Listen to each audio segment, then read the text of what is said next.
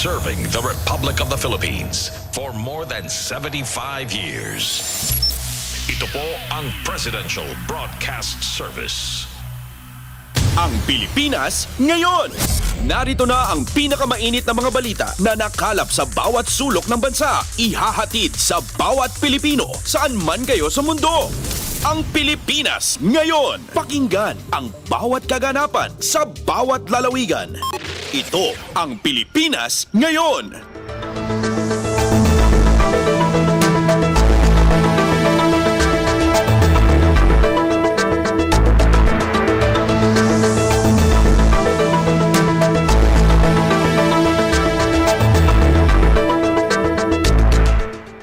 Magandang araw po sa ating mga tagapakinig. Welcome po muli sa ating programang Ang Pilipinas Ngayon. Napapakinggan po ninyo saan mang bahagi ng mundo sa pamamagitan ng ating himpilang Radyo Pilipinas World Service ng Presidential Broadcast Service.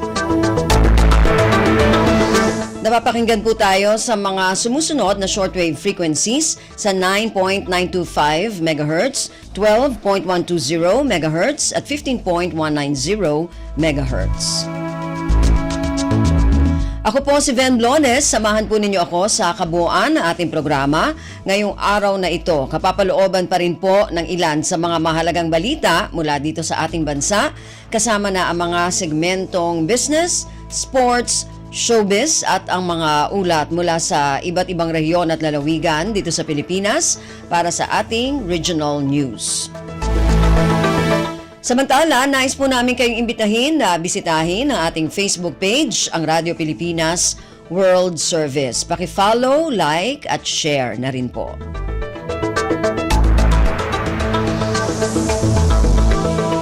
Ang tabayanan, sa inyo na sa ilang sandali ang kabuuan ng ating programang Ang Pilipinas Ngayon.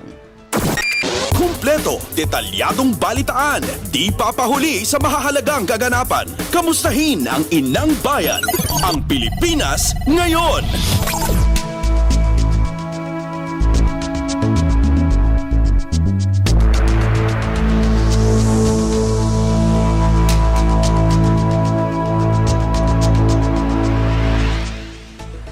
Sa ating mga balita, nanindigan ang Pilipinas na iginagalang at kinikilala pa rin ito ang pinaiiral na One China policy na nagtuturing sa Hong Kong at Taiwan bilang bahagi ng teritoryo ng China. Ito'y sa kabila ng naging pagbati ni Pangulong Ferdinand Romualdez Marcos Jr. kay Lai Ching-te bilang bagong leader ng Taiwan matapos ang isinagawang halalan doon.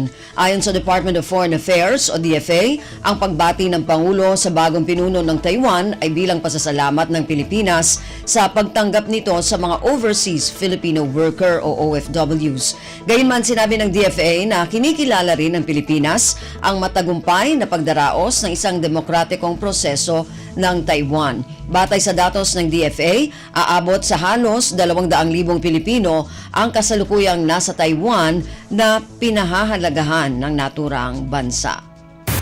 Pasada ng mga balita mula sa Pilipinas para sa mga Pilipino saan man sa mundo. Ang Pilipinas ngayon. Inaasahan ni Pangulong Ferdinand Romualdez Marcos Jr. na lalo pang mapapalawig ang relasyong bilateral ng Pilipinas at Brazil sa pagdating ng bagong envoy nito sa bansa. Tinanggap ni Pangulong Marcos ang mga kredensyal ng bagong Brazilian ambassador na si Gilberto Fonseca Guimarães de Moura. Ayon kay Pangulong Marcos, isa ang bansang Brazil sa mga malalaking partner ng Pilipinas pagdating sa technical cooperation, agrikultura, trade and investment, defense at environmental protection. Sa pagdating ng bagong envoy, inaasahan ni Pangulong Marcos na mas lalo pang lalakas ang kolaborasyon ng dalawang bansa sa mga nasabing larangan. Samantala, ipagdiriwang ng Pilipinas at Brazil ang ika-78 anibersaryo ng diplomatikong relasyon ng dalawang bansa sa Hulyo. Ang Pilipinas ngayon, kasama si Ven Blones.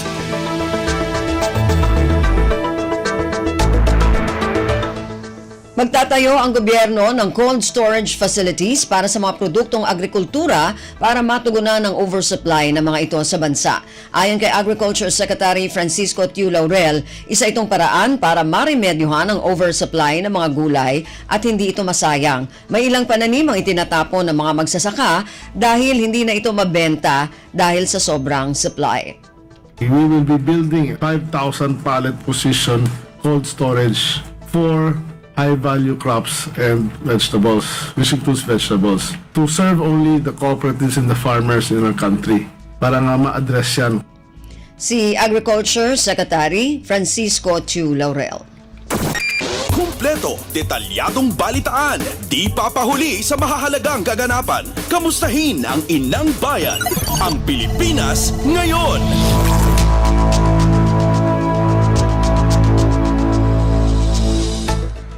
Nakapagtayo ang gobyerno ng mahigit 1 bilyong pisong halaga ng Water and Sanitation Infrastructure Project sa ilalim ng patubig sa buong bayan sa mamamayan o PBBM program. Alinsunod ito sa direktiba ni Pangulong Ferdinand Romualdez Marcos Jr.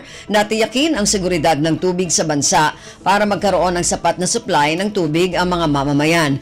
Ayon sa Local Water Utilities Administration o LUA na benepisyohan ng PBBM program ang nasa 22.3 milyong mga Pilipino. Sinabi ni LUA Administrator Vicente Homer Reveal na sa programang ito ay mahigit 700 water supply projects ang ipinatutupad habang 40 sanitation projects ang nasa pipeline na.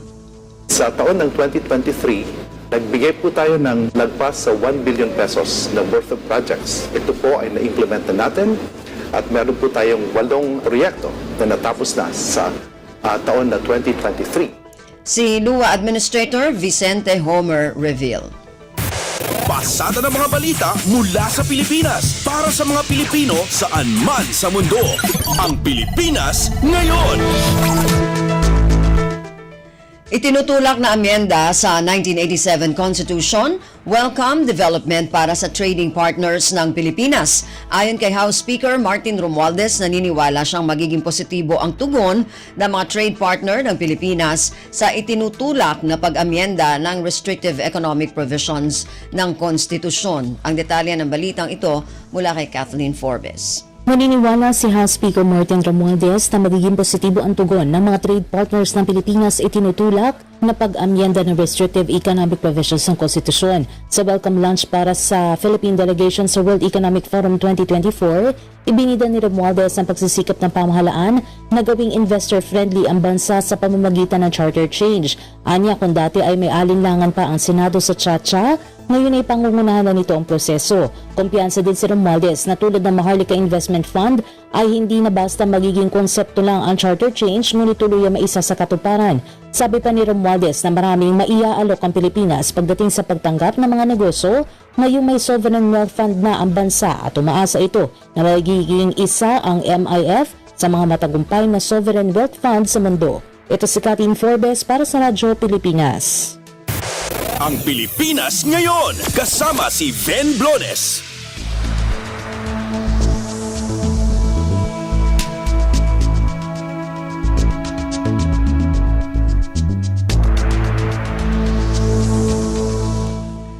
Department of National Defense o DND hindi na magiging vendor's paradise ng mga supplier para sa mga pangangailangan pandepensa ng bansa. Ayon kay DND Secretary Gilbert Teodoro, ikukonsidera ng ahensya ang risk profile ng mga bansang pinagmumulan ng mga kagamitan at titignan ang potensyal para sa joint venture na posibleng maging tulad ng business model tulad ng iminungkahi ni Pangulong Ferdinand Romualdez Marcos Jr.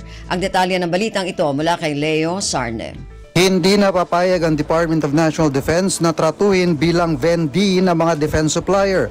Ito ang inihayag ni Department of Defense Secretary Gilbert Teodoro sa komperensyang pinamagatang Fortifying Cyber Cooperation Towards Digital Security na inorganisa ng Strat-based ADR Institute at Embassy of Canada sa Manila Polo Club kahapon. Ayon kay Teodoro, malaki ang pagkakaiba ng pagiging vendee sa pagiging client na siyang dapat na pagtrato sa Pilipinas ng mga defense supplier. Bilang bahagi ng pagpapalakas ng seguridad, sinabi ni Teodoro na sa Capability Upgrading Program ng AFP, magkakaroon ng redundancy sa supply ng mga mahalagang kagamitan kung saan ikukonsidera ang vendor reliability at servicing reliability. Giit ni Teodoro, hindi na magiging vendor's paradise ang bansa at ikukonsidera ng DND ang risk profile ng mga bansang pinagmumula ng mga kagamitan. Titignan din niya ng kagawaran ng potensyal para sa joint venture sa pagkuha ng mga kagamitan na posibleng maging tulad ng business model na iminungkahi ng Pangulong Marcos. Mula sa AFP, Tusileo Sarne para sa Radyo Pilipinas. Kumpleto, detalyadong balitaan, di papahuli sa mahahalagang kaganapan. Kamustahin ang inang bayan, ang Pilipinas ngayon.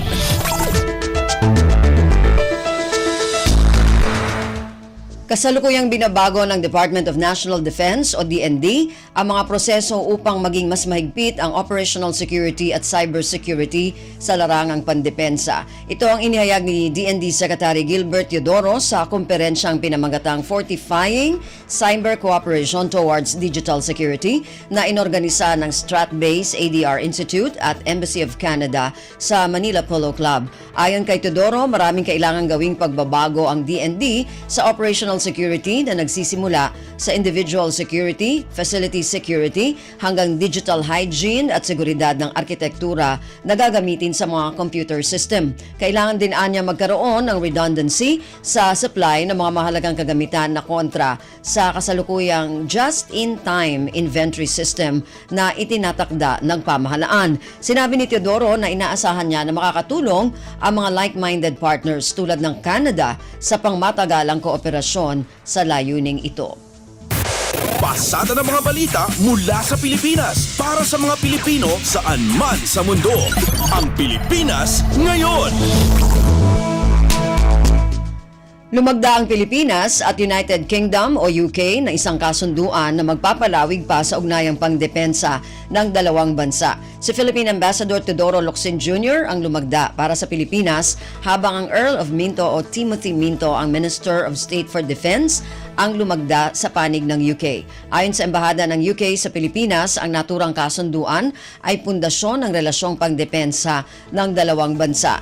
Ito ang balangkas ng Defense Agreement ng Pilipinas at UK sa loob ng susunod na 5 taon, kabilang ang military exercises, mga pagsasanay at modernisasyon. Ang Pilipinas ngayon, kasama si Ben Blones.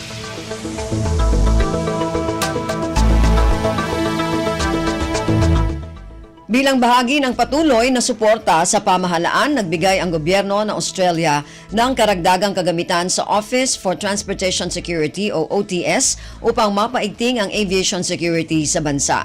Personal na isinalin ni Australian Ambassador to the Philippines, HKU, ang 5 laptops na may X-Ray Tutor 4 training software kay OTS Officer in Charge Assistant Secretary Briones. Ayon kay Ambassador Yu, mahalaga ang pagtutulungan ng Australia at Pilipinas upang maisulong ang aviation security. Anya ang naturang software ay makakatulong na matuklasan ang mga banta sa seguridad sa mga paliparan sa bansa. Sinabi ng Australian Embassy na ang pagbibigay ng naturang mga kagamitan ay nakapaloob sa Philippine-Australia Joint Declaration on Strategic Partnership. Pagpapakitaan niya ito ng commitment ng dalawang bansa na palakasin ang infrastructure security tulad ng sa mga paliparan. Kumpleto, detalyadong balitaan, di papahuli sa mahahalagang kaganapan. Kamustahin ang inang bayan, ang Pilipinas ngayon. Maaari pa rin maibigay ang diskwento sa mga senior citizen kung may uutusang bibili ng kanilang mga pangangailangan. Sa panayam ng Radyo Pilipinas, sinabi ni Department of Trade and Industry o DTI Assistant Secretary Amanda Nograles na maaaring magbigay ng written authorization ang senior citizen sa bibili ng kanyang mga kakailanganin upang maging basihan sa pagbibigay ng diskwento. Bukod doon ay maaaring magpakita na lamang ng identification card o ID ang representative kasama ang senior citizen booklet. Sa batas po natin, pwede po siya magbigay ng written authorization para mag-transact po on her behalf, kanya pong representative. And then, magpapakita po ng government ID ng mismong senior citizen at saka po government ID ng mismong representative plus yung booklet po. Samantala, sinabi ni Nograles na maliban sa mga senior citizen, ipinatutupad na rin ang diskwento sa mga person with disability o PWD. Sinabi ni Nograles na maaring mamili ang senior citizen kung alin ang gusto nito sa pamamagitan ng promo o diskwento. Yung rule po kasi is bawal po ang double discount. Ibig sabihin, mamimili po si senior whether the promo discount or yung senior discount kung alin po yung mas mataas. Si Department of Trade and Industry Assistant Secretary Amanda Nograles. Pasada ng mga balita mula sa Pilipinas para sa mga Pilipino saan man sa mundo. Ang Pilipinas ngayon. Samantala, sa kaugnay na balita, muling ipinaaalala ng United Senior Citizens Party List sa mga establishmento ang pagpapatupad ng diskwento para sa mga senior citizen. Sa panayam ng Radyo Pilipinas, sinabi ni United Senior Citizens Party List Representative Milagros Magsaysay na marami ang mga establishmento na hindi rumirespeto sa karapatan ng mga senior citizen hinggil sa diskwento sa mga serbisyo at bilihin. Paalala nito, 20% ang diskwento para sa mga senior citizen at 12% VAT exempt ang mga ito. Unang tanggalin, sa, let's say 5,000 ang bill mo, lahat kayo seniors, ang unang tanggalin yung VAT na 12%. Tapos after the VAT, yung total, dun aalisin yung 20%. Yun ang computation. Samantala, sinabi ni Magsaysay na magpupulong ang Committee on Ways and Means sa Kongreso upang alamin ang marapat na aksyon hinggil dito. Kasunod ito ng mga natatanggap na mga reklamo na may mga establishmento na hindi sumusunod sa batas hinggil sa diskwento para sa mga senior citizen. Talaga ang daming establishment na umaabuso. Talaga hindi nire-respeto ang aming karapatan. Si United Senior Citizens Party List Representative Milagros Magsaysay. Ang Pilipinas ngayon, kasama si Ben Blones.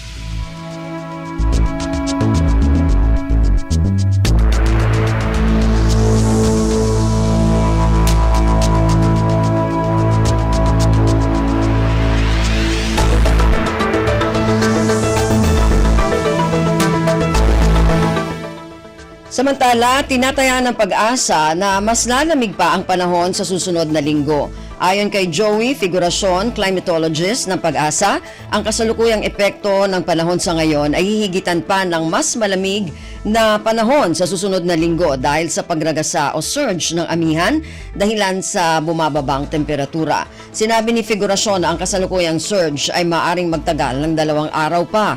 Sa tala sa Science Garden, Quezon City noong Enero 14, naitala ang pinakamalamig na temperatura sa La Trinidad, Benguet noong Enero 11 na pumalo sa 12.1 degrees centigrade habang mababang temperatura naman ang naramdaman sa Metro Manila sa 20.2 degrees centigrade. Kumpleto, detalyadong balitaan, di papahuli sa mahahalagang kaganapan. Kamustahin ang inang bayan, ang Pilipinas ngayon.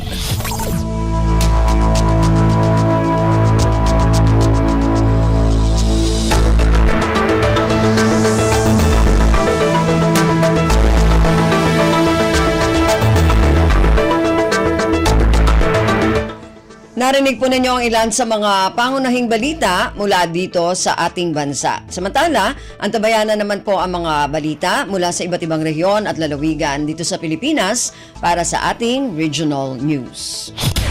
Balita mula sa lalawigan sa bawat rehiyon ng ating bayan. Dito sa Ang Pilipinas Ngayon.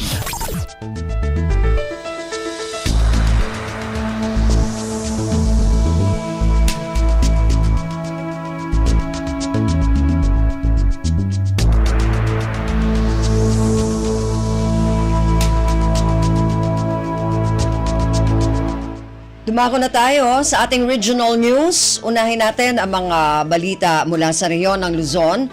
Mula sa Lawag, Philippine Red Cross sa Ilocos Norte, hinihikayat ang mga magulang na ipa-opera ang kanilang anak na may cleft lip at cleft palate sa libreng operasyon. Ang detalye ng balitang ito mula kay Rani Dorilag. Iawawis ti Philippine Red Cross Ilocos Norte chapter kadagiti naganak nga Dante anak nga agsagsagaba ti cleft lip ken cleft palate para iti libre ang operasyon. Segon ken ni PRC Ilocos Norte Administrator Edna Orsino, agapoy ti Metro Manila dagiti doktor amang ipay ti libre a serbisyo wen operasyon kadagiti ubing.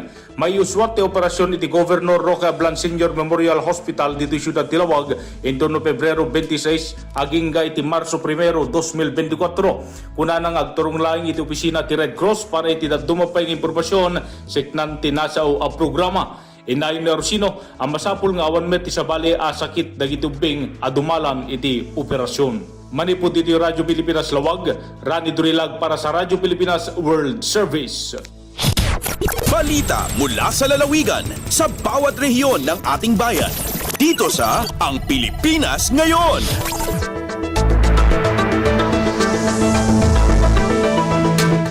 Maraming salamat, Ronnie. Yan ang ulat mula Lawag. Samantala, dumako naman tayo sa Dagupan, Interface Dialogue para sa pagpapabuti ng sektor ng kalusugan, isinagawa sa kabisera ng Pangasinan. Ang detalye ng balitang ito mula kay Ruel de Guzman.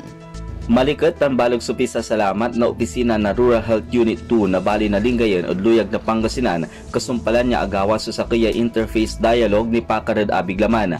Sa aktibidad, yakabat binang basic planning, monitoring and evaluation, the role of barangay in the health sector at ginawa na January 15 tanang maliw ya paraan ang piyan na pantungtungan ireplano dinaarap na RHU2 ang piyan na solusyonan so are problema ni Pacared Abiglaman dyan nasasakupan na bitan opisina. Kaibad sa rin mag interface dialogue, Silingayen Mayor Leopoldo Batawil, Municipal Health Officer Dr. Henrich Manuel, MLGO Officer Attorney Gabriel Cornel, tan MPDO Head Architect Nelco Kokya, kaiba so are barangay officials tan are barangay health workers. Jad abitdan dialogue in paliwawa so importansya na tulungan na LGU tan are barangay ampian na parakop so kadipukulan na health sector na sa kaya lugar. Malalapod RP Dagupan, si Roel de Guzman para Radyo Pilipinas World Service. Balita mula sa lalawigan sa bawat rehiyon ng ating bayan. Dito sa Ang Pilipinas Ngayon.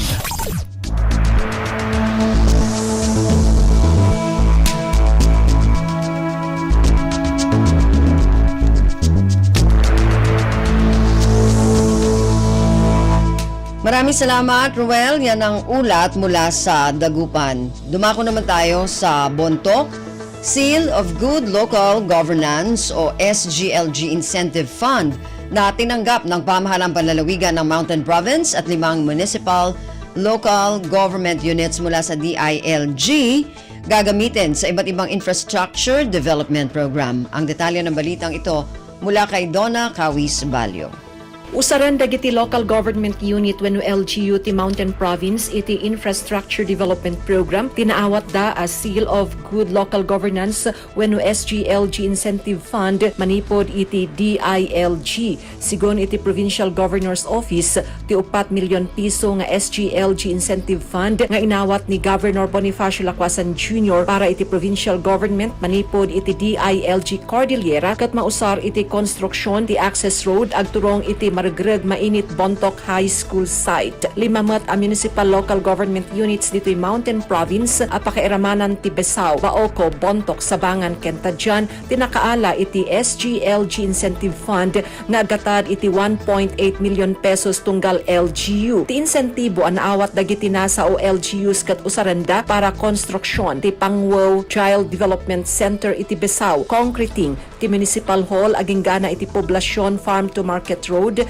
iti Baoco. Paggatang ken instalasyon ti pathway solar lights dito'y Bontoc, concreting ti engineered sanitary landfill access road iti Sabangan ken instalasyon ti solar street lights para met iti Tadjan. Larpos na Bontoc saon ang Donna Kawis Balyo para sa Radyo Pilipinas World Service.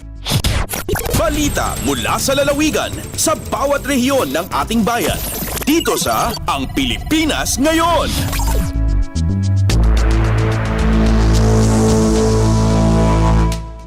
Maraming salamat, Donna. Yan ang ulat mula Bontoc. Samantala, dumako naman tayo sa Tabuk Literacy Program sa pamamagitan ng ALS pinalalakas sa lungsod ng Tabuk. Ang detalye ng balitang ito mula kay Renzi Roaquin. Kaunrunaan pala nga panggap ni Tabuk City DepEd Division iti literacy program ng runa karagiti non-literates. Babaon dito iti alternative learning system ALS tap na ma-reinforce iti literacy development para kadagiti learners kang runaan nagitagtutubo ken adults. Babaon iti ALS ket may patungpalit equitable access para iti panagadal ken iti nadumado mga skills.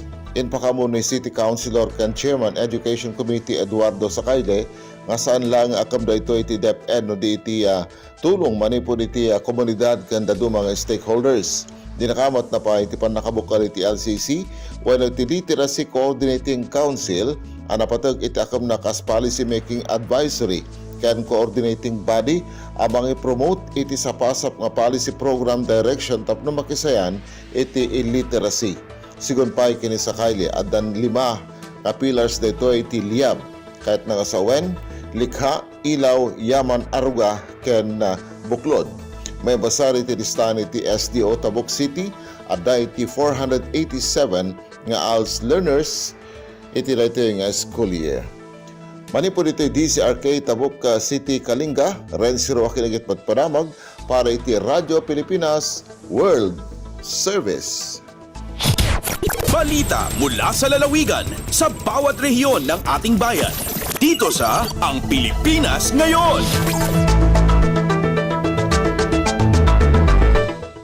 Maraming salamat, Renzi. Yan ang ulat mula Tabuk. Dumako naman tayo sa Lucena.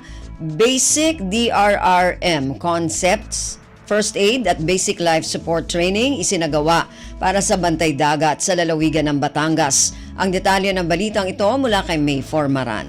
Sa gawa ng Basic Disaster Risk Reduction Management Concepts, First Aid at Basic Life Support Training para sa mga miyembro ng Bantay Dagat Network mula sa 14 na lungsod at bayan ng lalawigan ng Batangas na may mga organisadong samahan.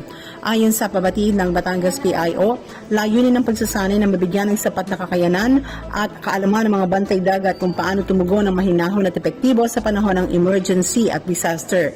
Tinuruan din ng mga ito ng mga praktikal na kasanayan at pangunawa upang magbigay ng naaangkop na pangunang lunas sa panahon ng emergency at mga gabay sa kaligtasan sa panahon ng kalamidad. Ang mga bantay dagat na karamihan ay voluntaryo ay nagtutulungan sa pamamagitan ng pagpapatrolya at pagsusubaybay 24/7 upang matsak na walang banta na iligal na gawain sa karagatan na sakop ng lalawigan ng Batangas. Nagkaroon din ng demonstration ng mga bantay dagat upang masukat ang antas ng kaalaman ayon sa mga natutunan at natandaan ng mga ito. Magkatuwang na isinagawa ang pagsasanay ng PGenro, PDRRMO, Menro at ang Municipal Agriculturist's Office sa Batangas Province. Mula sa lungsod ng Lucena, ito si May Formaran, Radyo Pilipinas. Balita mula sa lalawigan sa bawat rehiyon ng ating bayan. Dito sa Ang Pilipinas Ngayon.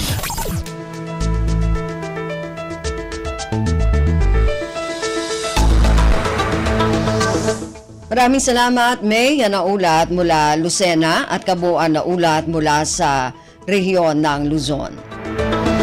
Samantala, dumako naman tayo sa rehiyon ng Kabisayaan mula sa Calbayog. Outstanding Nortehanons binigyang pagkilala ng lokal na pamahalaan ng lalawigan ng Northern Samar. Ang detalye ng balitang ito mula kay Suzette Pretencio. Ginhatagan pa si Dungog sa gobyerno probinsyal sa Northern Samar, pinaagi sa sangguniang panlalawigan ang mga outstanding Nortehanons nga nakahatag honor ngan pagkilala sa probinsya. Sa pangunguna ni Vice Governor Clarence Datu, ginhatagan sa Resolution of Commendation sira Engineer Jude Nathan T. Montaliana nga rank 2 sa October 2023 Chemical Engineers Licensure Examination nga ni Elaine Glenn Titepase nga rank 10 sa November 2023 Pharmacist's Licensure Examination. Subay sini, makakakarawat sa 45,000 pesos cash incentive si Montaliana, ngan 20,000 pesos naman para kantipase. Samtang Ginkilala liwat ang 543rd Engineering Construction Battalion sa Philippine Army, Como Visayas Wide Best Engineer Battalion, ngan si Lieutenant Colonel Darwin C. Monteron, Como 2022 Commanding General Philippine Army Kalasag Streamer Awardee, ngan 2023 Visayas Wide Best Battalion Commander para sa era hulos nga serbisyo durante sa Bagyong Odette ngan agaton. Tikang sa Radyo Pilipinas Kalbayog, ini si Suzette Pretencio para sa Radyo Pilipinas World Service. Balita mula sa lalawigan sa bawat rehiyon ng ating bayan. Dito sa Ang Pilipinas Ngayon.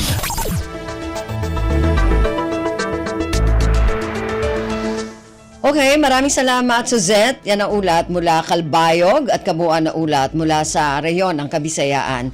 Samantala, dumako naman tayo ngayon sa Mindanao mula sa Tandag. Turnover at inaugurasyon sa bagong Laboratory and Pest Control Office ng NFA Surigao Branch isinagawa. Ang detalye ng balitang ito mula kay Raymond Aplaya. Nagmalampuson ang gipaygayon nga turnover o inaugurasyon sa bagong Laboratory and Pest Control Office sa National Food Authority o NFA Surigao Branch. Sa pakikinabi sa Radyo Pilipinas Tandag, gibutiyag ni Sara Atumar Sabare, ang Regional Manager sa NFA Caraga, nga usa siya sa mitambong sa mga aktibidad nga gipaygayon ni atong adlaw Lunes, Enero 15 nining tuiga. Kauban usab niya nga mitambong mao sila Engineer Tree Robert Bacanggoy, Engineer John Mark Velasco sa NGP Construction o Ms. Amabel Corvera gikan sa Commission on Audit. Sumala pa nga ang maong bagong building mao'y magsilbing opisina sa ilahang Quality Assurance Department, ingon man warehouse supervisor sa GID Duplex Warehouse. Sigun ini nga nagkatidad sa 2.5 milyones pesos ang maong building nga nahimutang raw sab sulod sa NFA compound sa Barangay Magba dinhi sa syudad sa Tandag. Gikan sa Radyo Pilipinas Tandag, kini si Raymond Aplaya alang sa Radyo Pilipinas World Service. Balita mula sa lalawigan sa bawat rehiyon ng ating bayan. Dito sa Ang Pilipinas Ngayon. Maraming salamat Raymond. Yan ang ulat mula Tandag. Dumako naman tayo ngayon sa Iligan. Liga ng mga barangay sa lungsod ng Iligan matagumpay na nagsagawa ng kanilang ABC election. Ang detalye ng balitang ito mula kay Alwidad Basher. Ang mga bagong napiling opisyal para sa Liga ng mga Barangay Iligan Chapter na numpa kini sila sa maayong mayor sa Dakbayan sa Iligan, Mayor Frederick W. Siao.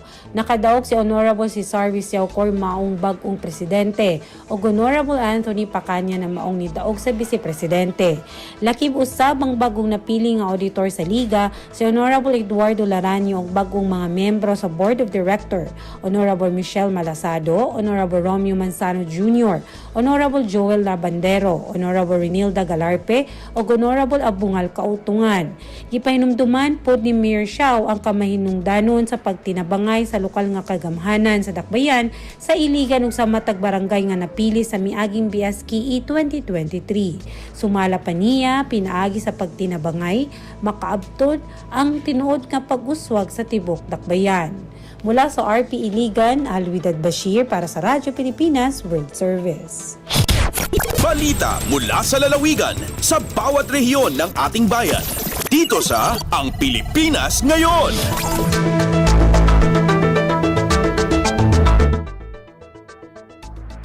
Maraming salamat Alwidad. Yan ang ulat mula Iligan. Samantala, dumako naman tayo sa Sulu. Comelec Sulu hinikayat ang mga botante na magparehistro sa registration period sa Pebrero. Ang detalye ng balitang ito mula kay Fatma Gino. Piagsasakapan na bihaon sinayang Commission on Elections sa tawag Comelec di halupasog in pagparegister ha mga mamumoto hasumo registration period dahil hapit siyang putag 2 simbulan February sampay papitsa katuan simbulan September hatahon yan. Inibang doonon kan Attorney Vince Farjuli, Provincial Election Supervisor sin Comelec di halupasog hasupay sila makaboto ha May midterm iman barangay election sa bulan December hatahon 2 ay bukawan tag 5. Sakop dun ni in transfer, even corrections in entry, technical at substantial. Hailin pagganti sabsingan amin sakop ini sina court. O kabinupi sina COMELEC dahil adlaw isnin, sampay pa adlaw jumaat. Dahil halisag 8 simahinaat, sampay palisag 5 simahapon, mapuas dahil Holy Week habulan March. Samantara, mataw di magkatubihaon, paupi sina COMELEC, amoy na kumawa sina voter certification, pagkawala na yan nagdihil, voters ID, inday nga opis na sabot, amin bayaran nila, halaga kapituan tag 5 pilak, amin kakunahan nini, para hahinang Iwan High School. Dahil RP Holo, ini Fatma Diligino para Radyo Pilipinas World Service. Balita mula sa lalawigan sa bawat rehiyon ng ating bayan. Dito sa Ang Pilipinas Ngayon. Maraming salamat, Fatma. Yan ang ulat mula Sulu at kabuuan na ulat mula sa rehiyon ng Mindanao. Narinig po ninyo ang ating regional news para sa araw na ito, kalipunan ng mga balita mula sa iba't ibang rehiyon at lalawigan dito sa Pilipinas. Samantala, antabayan na naman po ang ating mga segmentong business, sports at showbiz.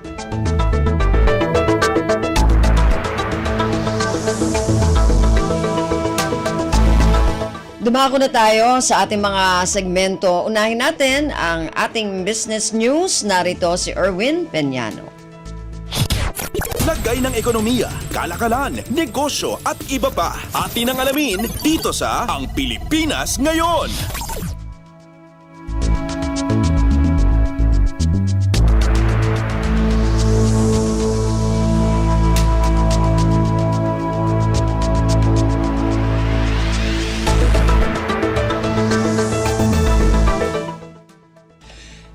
Magandang araw, narito na ang mga nangungunang balita sa larangan ng pagnenegosyo at kalakalan. Dagdag na pamumuhunan ang inaasahang madadala ng Presidential Trade and Investment Mission o PTIM ng Amerika mula sa nakaschedule na pagtungo nito sa Pilipinas ngayong taon. Ayon kay Foreign Affairs spokesperson Maria Teresita Daza, karagdagang capital-intensive investments ang inaasahang may dadala ng trade mission sa innovation economy ng Pilipinas, sa clean energy transition nito, gayon din sa critical mineral sector at sa food security. Anya, ang PTIM ay una sa serye ng malalaking commercial event sa pagitan ng Pilipinas at Estados Unidos ngayong taon at testamento sa resolusyon ng dalawang bansa upang mapalawak at mapalalim ang public-private partnerships para sa enduring, inclusive at sustainabling paglago.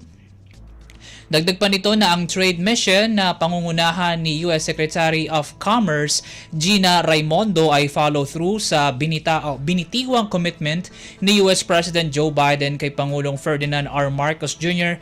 mula sa naging opisyal na pagbisita nito sa Estados Unidos noong nakaraang taon. Nito lamang weekend nang ianunsyo ng White House ang trade mission nito sa Pilipinas na aarangkada mula Marso 11 hanggang 12. Lagay ng ekonomiya, kalakalan, negosyo at iba pa. Atin ang alamin dito sa Ang Pilipinas Ngayon.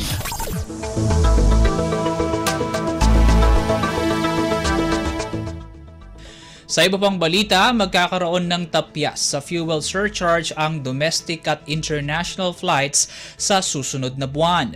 Sa abisong inilabas ng Civil Aeronautics Board o CAB, ibababa sa level 5 mula level 6 ang fuel surcharge sa Pebrero. Ibig sabihin maglalaro na lamang sa 151 pesos hanggang 542 pesos mula sa 185 pesos hanggang 665 pesos ang fuel surcharge sa domestic flights, habang 498 pesos hanggang 3,703 pesos mula sa 610 pesos hanggang 4,538 pesos naman sa international flights depende sa layo.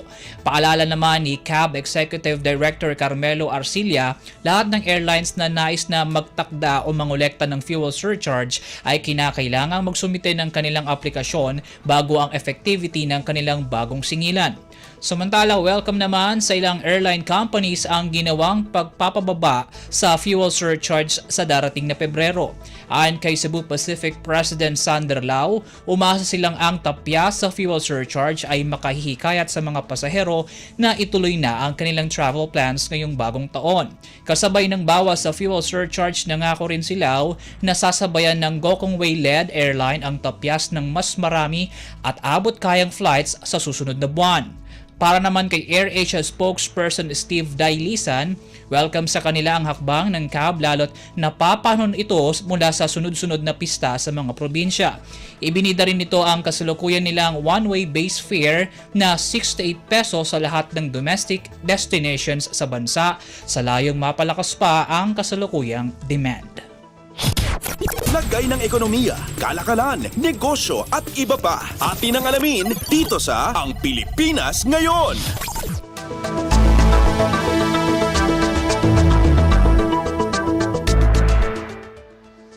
Target ng Intellectual Property Office of the Philippines o IPOPHIL na mapataas sa 5 hanggang 10% ang intellectual property o IP filings ngayong taon.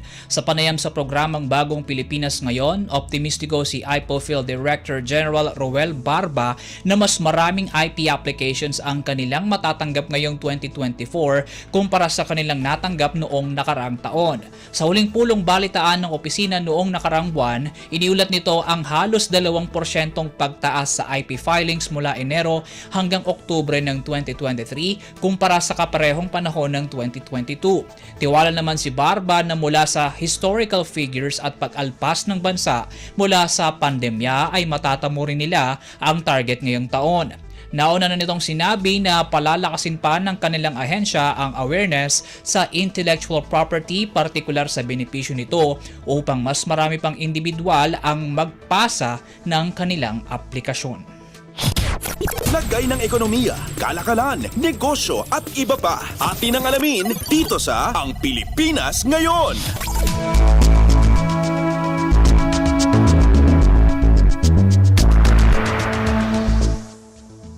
Iniulat ng Bases Conversion and Development Authority o BCDA na 3 malalaking logistics firms ang nagpaplanong magtatag ng kanilang regional hub sa bansa. Ayon kay BCDA President at Chief Executive Officer Joshua Bingkang, 3 logistics companies ang tumitingin sa Clark Freeport and Special Economic Zone bilang lugar na pagtatayuan ng kanilang pasilidad sa Pilipinas. Hindi na muna nito pinangalanan ng 3 kumpanya, ngunit sinabi nitong pinaplansya na ang mga kasuduan kasama ang Government-Owned and Controlled Corporation o GOCC bago ang formal na pag-anunsyo sa unang quarter ng taon. Sakaling tuluyan ng maisakatuparan, sinabi ni Bingkang na tinatayang 3 hanggang 4,000 trabaho ang malilikha ng 3 pasilidad sa Clark. Lagay ng ekonomiya, kalakalan, negosyo at iba pa. Atin ang alamin dito sa Ang Pilipinas Ngayon. At para naman sa sports balita, updates at pinakahuling mga usapin sa mundo ng palakasan. Atin ang pakinggan dito sa Ang Pilipinas Ngayon.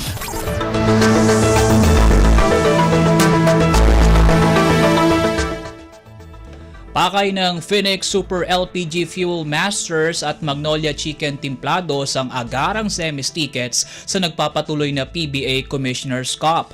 Ito ay sa pamamagitan ng kanilang quarterfinals matches kontra Meralco Bolts at TNT Tropang Giga ngayong Miyerkules. Unang sasalang sa court ang 4th seeder Phoenix kontra Bolts tangan ng twice-to-beat advantage, habang makakalaban naman ng number 1 team Magnolia ang Tropang Giga sa second game bit-bit ang kaparehong bonus ng Fuel Masters.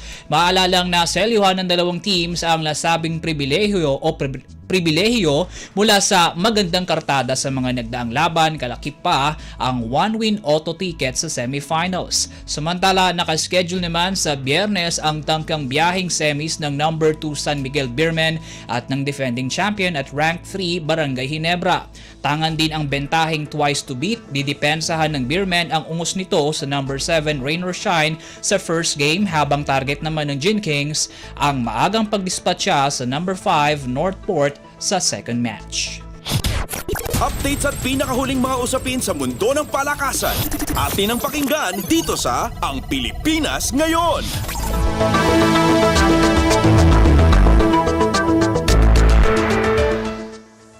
Sa basketball pa rin, nasilat ng Meralco Bolts ang kampyonato sa Leg 3 ng PBA 3x3 Season 3 Third Conference matapos na kuryentehin ang tropang Triple Giga gamit ang 19-18 na score. Tangan ang 12 puntos at 5 rebounds, ipinoste ni point guard Jeff Manday ang bandera ng Bolts para makuha ang ikalawang leg title ng team. Unang nakuha ng Meralco ang titulo ng Leg 1 ng conference mula sa panalo nila kontra MCFA Solver Tech Central gamit ang 15-13 win. Nakapasok naman sa finals ang Bolts matapos na dispatchahin sa quarterfinals ang Northport Batang Pier gamit ang 11-9 win at 21-19 win kontra MCFA Solver sa semis. Mula sa pagsungkit ng leg title, nakuha ng Bolts ang 100,000 pisong cash prize habang 50,000 piso naman ang nauwi ng TNT buhat sa pagiging second placer. Bago ang championship title match, unang naselyuhan ng MCFA Solver ang third place mula sa panalo kontra San Miguel gamit ang 15-12 win. Dahil dito nauwi ng Tech Central ang 30,000 pisong consolation cash prize. Updates at pinakahuling mga usapin sa mundo ng palakasan. Atin ang pakinggan dito sa Ang Pilipinas Ngayon.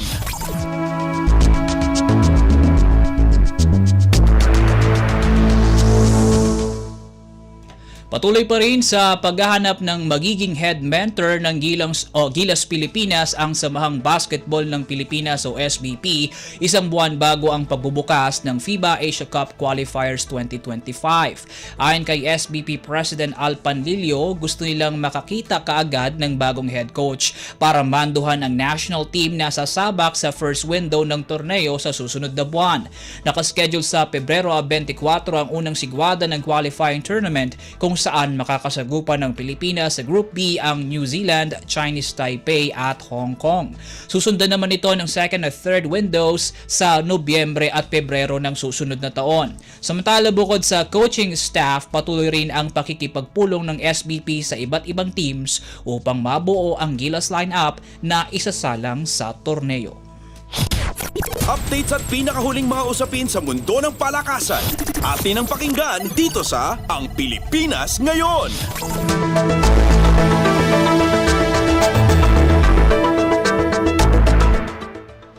Sa tennis naman tayo, bumaba ng 2 puntos ang world ranking ni Filipino tennis star Alex Ayala sa Women's Tennis Association o WTA.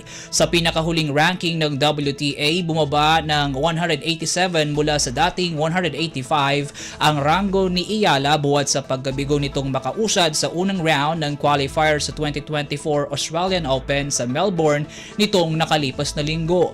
Nakaaapekto rin sa ranking ang bigong abante ng 18-year-old athlete sa Canberra Workday International Tourney mula sa naabsorb nitong first round loss kay Celine Naef ng Switzerland.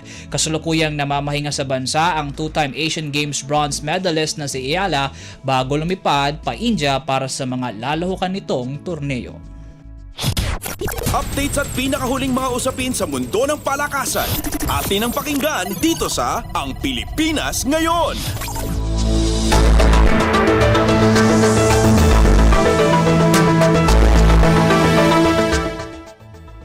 At yan po ang mga naungunang balita sa larangan ng palakasan. Para sa Radyo Pilipinas World Service, ako po si Win Peñano. Magandang araw pong muli. Updates at pinakahuling mga usapin sa mundo ng palakasan. Atin ang pakinggan dito sa Ang Pilipinas Ngayon.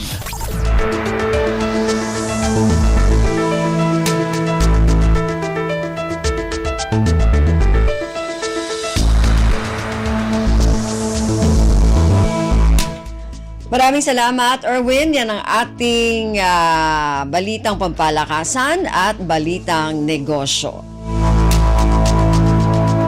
Samantala, para sa mga nag-aabang ng mga chismis mula sa mundo ng showbiz, para sa ating showbiz balita, narito si Stephanie Vicente. Ang latest, ang hottest sa showbiz and entertainment. Heto na sa Ang Pilipinas Ngayon.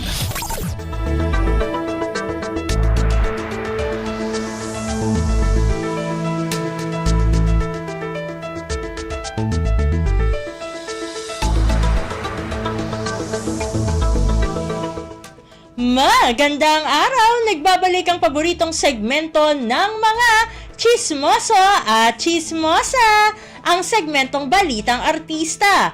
Narito muli ang inyong chika Dora Steph Vicente upang ihatid ang mga pinakamainit na showbiz balita para sa araw na ito. Hindi ko na patatagalin pa ang ating introduction at simulan na natin ang ratsyada ng mga chika. Pareho nang nalinlang sa larangan ng pag-ibig ang kapamilya stars na sina Kim Chiu at Paolo Avellino. Sumabak ang lead stars ng ABS-CBN drama series na linlang sa Yeez or Wit or Yes or No game, kung saan natanong sila kung nalinlang o naloko na sila sa pakikipagrelasyon. Humarap sa ilang miyembro ng entertainment media sina Kim at Pao kamakailan via Zoom sa naganap na press con para sa teleserye version ng Linlang. Tinamaan kasi ng COVID-19 ang magkatandem sa naturang hit series na unang napanood sa Prime Video noong nakaraang taon, kaya hindi na sila nakapunta sa face-to-face press con. Yun nga, yes! Ang sabi ni Kim sa question kung nalinlang na siya sa pag-ibig. Paliwanag niya, quote-unquote, lahat naman tayo naloko sa pag-ibig kasi wala, nagmahal ka syempre, masushoot ka talaga sa mundo ng kalokohan. Pero that's part of life, part of growth. So, embrace the pain and learn something from that experience and then you are good to go. Yan ang say ng kapamilya actress at TV host. Inamin din naman ni Paolo na naloko na rin siya ng babae. Sabi nga ni Pao, quote-unquote, nangyari sa akin a long time ago. I was young, she was young, and marami naman akong natutunan doon and thankful naman ako na nangyari sa akin and I had to experience it. Sumunod naman tanong kay Kim, quote-unquote, after all that you've been through in life, would you still be ready to fall in love again? Quote-unquote, oo naman. Hindi man sa ngayon muna, pero hopefully in the next months to come. Kasi ang love naman, marami naman kayang magbigay ng love. And willing naman ako tumanggap basta kasali sa buhay yon, i-embrace nating lahat. Yan ang say pa ni Kim. Kamakailan lamang ay kinumpirma mismo ni Kim na hiwalay na sila ni Sian Lim. Ito nga ang sabi pa nga dyan ni Kim Chiu, no? Quote-unquote, it was our mutual decision to transition our relationship into what we hope to be a lifelong friendship. We thank all our supporters for their love and support, but now we ask you to appreciate our honesty and give us the privacy we need as we begin new chapters of our lives. To all our supporters, maraming salamat for the love and understanding. Samantala, abangers na ang Madlang People sa teleserye version ng Linlang na magsisimula na sa January 22 sa iba't ibang platform ng ABS-CBN after yan ng Batang Quiapo. At ayon naman sa direktor ng Linlang na si F.M. Reyes, quote-unquote, when we presented the original script to Prime, we were asked for an hour per episode with a total of 14 episodes. So you can imagine roughly 60% of the original story hindi pa napapanood. While they say it's successful in Prime, yung structure niya kasi is for 1 hour lang kaya hindi nila tinigilan. Now, if you have a 30-minute show sa TV, iba din yung experience. Samantala,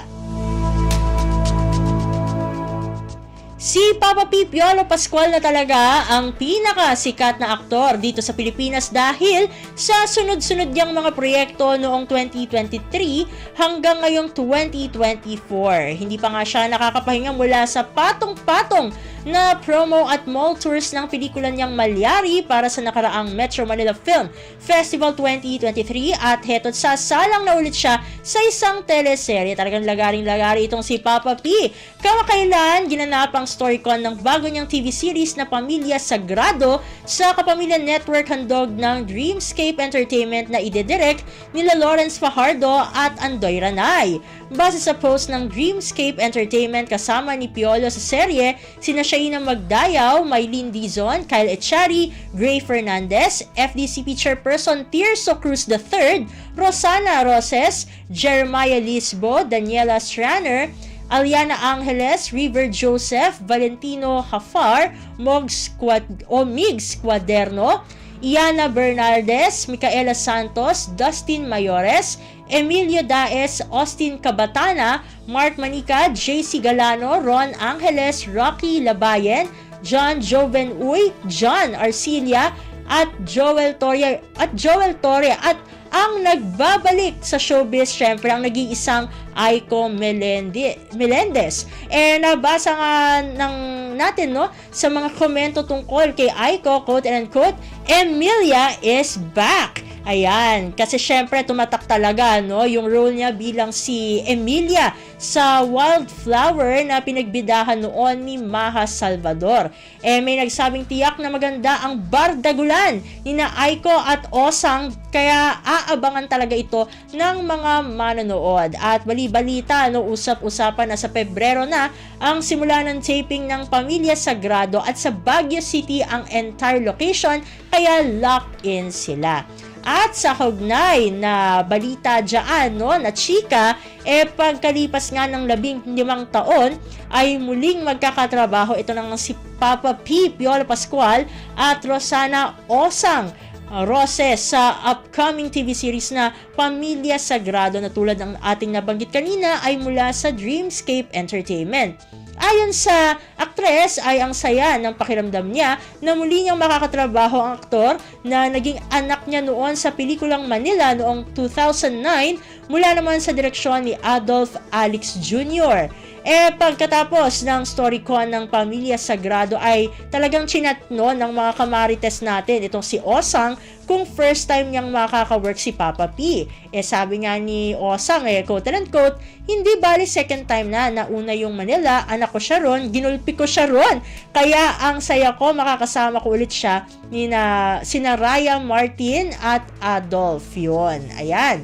Inalam naman ng Entertainment Press kung ano ang karakter ng aktres sa serye ni Piolo at nabanggit nitong tutulong siya sa investigasyon sa isang kaso ng extrajudicial killing o EJK kasama si Iana Bernardes. Wala namang gaanong ibinigay na detalye si Osang dahil hindi pa raw pwedeng i-divulge. Basta sabi lang niya, sa Baguio sila mag-shoot at excited siya kasi masarap ang mga pagkain roon at sariwa ang mga gulay. Binati naman ang aktres dahil nakasama rin siya sa Pira-Pirasong Pangarap na nagkaroon ng finale press con nakaraan kamakailan at heto't may kasunod na kaagad siyang Pamilya Sagrado. Sabi nga ni Osang, quote and quote, sobrang saya ko kaya talagang nagpapasalamat ako kay na Ma'am Cory Vidanes sa tuwing nakikita ko siya, kay Direk Lauren Diogi, kay RSB Ruel Esbayani. Nagpapasalamat ako syempre kay Sir Deo and Rinal na lagi akong nasa unit niya. Tapos sa buong staff ng Dreamscape, hindi nila ako nakakalimutang banggitin sa mga projects. Sobrang grateful ako sa kanilang lahat. Alam naman natin na mahusay talagang umarte itong si Osang. Kahit anong role ibigay sa kanya, ay kayang-kaya, caring-caring niyang gampanan. Naku! Konti lang ang oras natin para sa ating segmentong Balitang Artista. Maraming salamat, mga kachismis, para sa inyong pakikinig sa ating segmento. Ako muli ang inyong Chika Dora Steph Vicente para sa Radyo Pilipinas World Service! Ang latest, ang hottest sa showbiz and entertainment. Heto na sa Ang Pilipinas Ngayon.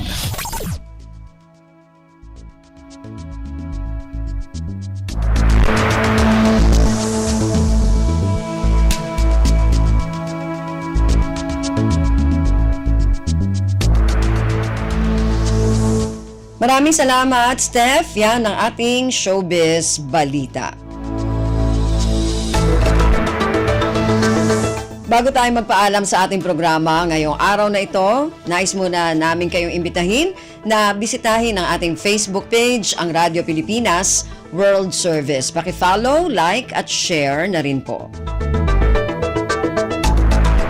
At yan po ang kabuuan ng ating programa ang Pilipinas. Ngayon, magpapasalamat muna tayo sa mga nakasama natin sa ating programa ngayong araw na ito. Sa ating technical side, kina Milo Jonella, Susan Aizon at Anthony Pimentel. Maraming salamat din sa ating mga executive producer, kina Stephanie Vicente at kay Jerome Toledo.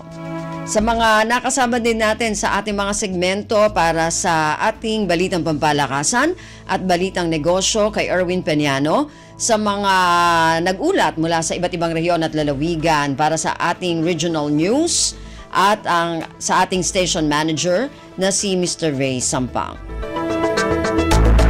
Hanggang sa susunod na edisyon ng ating programang Ang Pilipinas Ngayon, ako po muli si Ven Blones. Maraming salamat po at mabuhay po tayong mga Pilipino.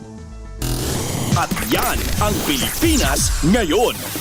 Muling samahan si Ven Blones sa parehong oras at alamin ang pinakahuling mga kaganapan at balita saan man kayo naroon. Ang Pilipinas Ngayon!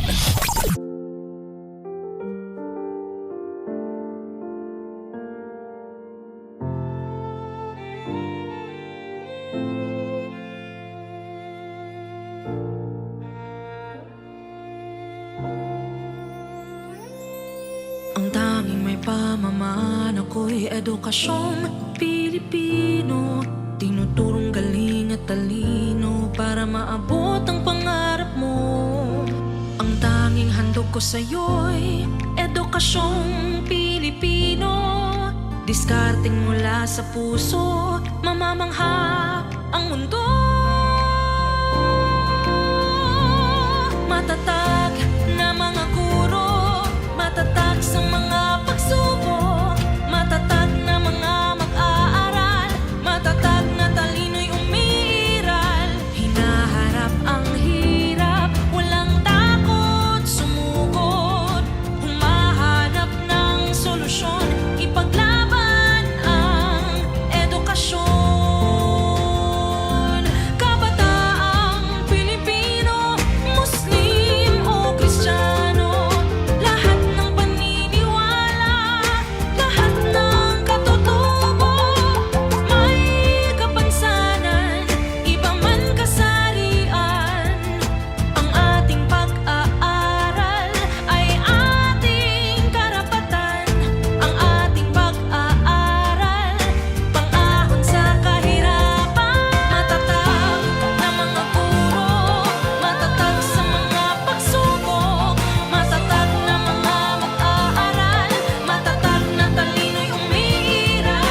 Hinaharap ang hirap, walang takot sumugod, humahanap ng solusyon, ipaglaban ang edukasyon. Ang tanging alay ko sa'yo'y edukasyong Pilipino. Matapat ng pamamaraan,